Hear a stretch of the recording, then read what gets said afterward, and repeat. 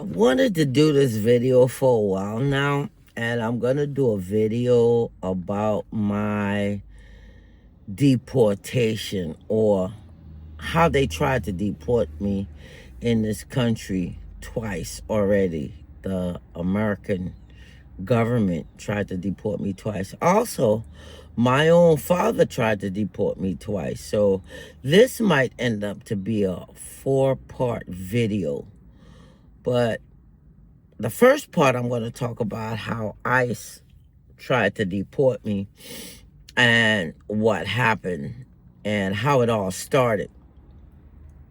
I had a little incident with someone that was working for me, and it didn't go so well.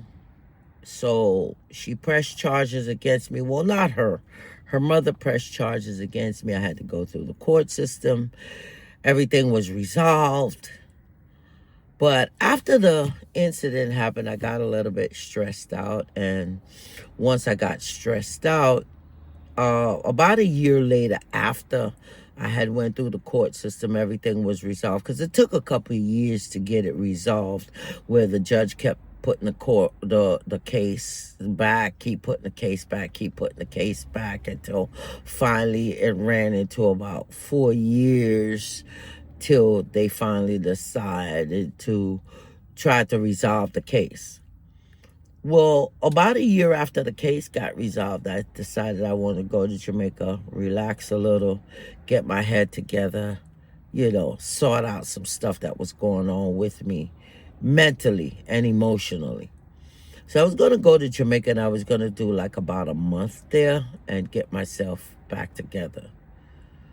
And I was on the phone with a friend of mine, and I mentioned it to her. I said, I'm on my way to Jamaica. I'm going to buy a ticket, go to Jamaica, get some time off, get myself together. And she says to me, didn't you just recently have an incident? I said, yes, I did. She says, you might want to check with someone before you decide to take a trip to Jamaica. You might not want to just jump on a flight and go to Jamaica. You want to check and make sure you can do this. So fast forward, I never did go right away, because a few things happened in between that, which is another story that I want to talk about. But fast forward, it went on for about 3 years later.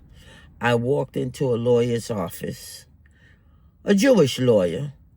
And the reason I mentioned Jewish, because I have a story to tell about how I ended up at this Jewish lawyer anyway.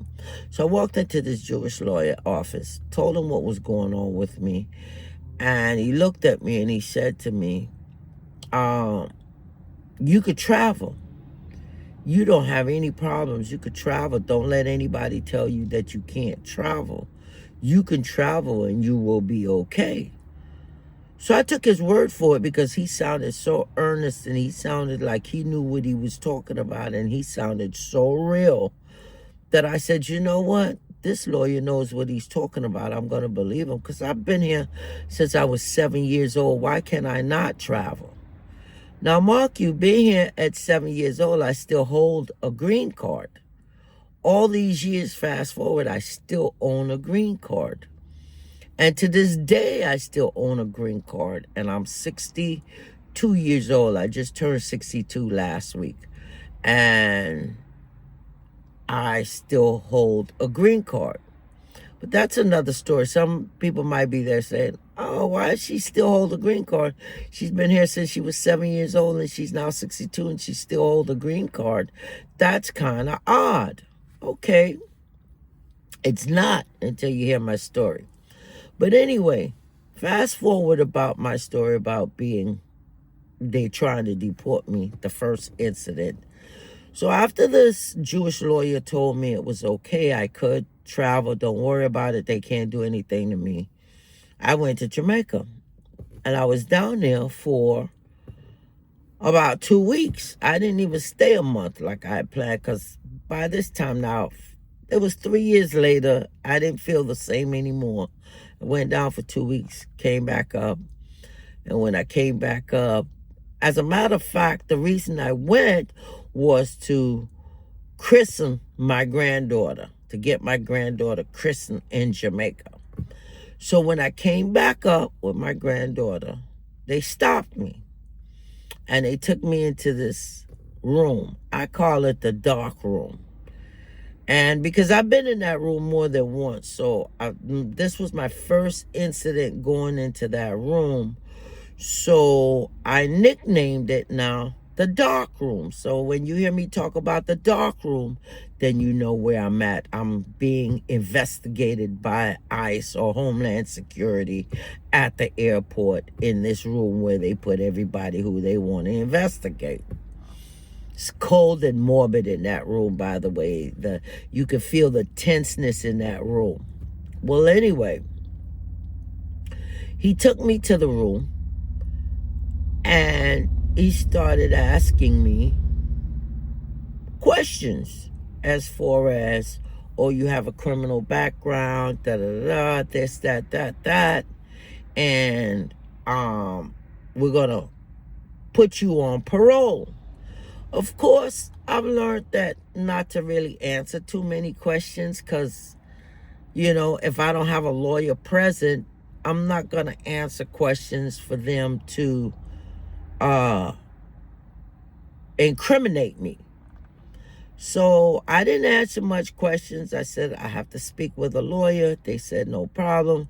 We're going to put you on parole and we're going to send you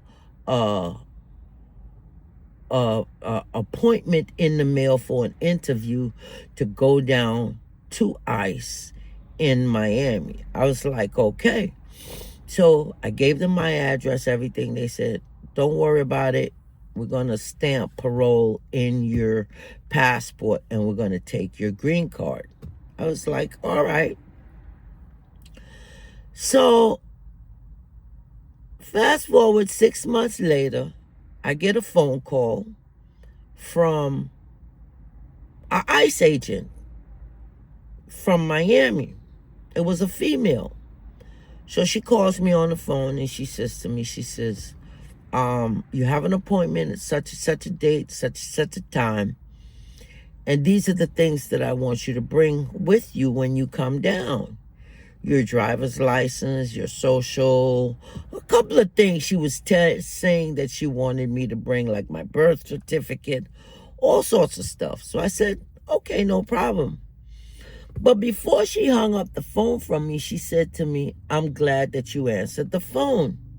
I said to her, why? She says, because most people that we put on parole and we call them about their appointments, we never hear or see from them again from the moment we put them on parole. I turned to her on the phone and I said, ma'am, I have nothing to hide.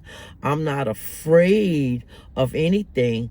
And most and foremost, I'm not afraid of being deported.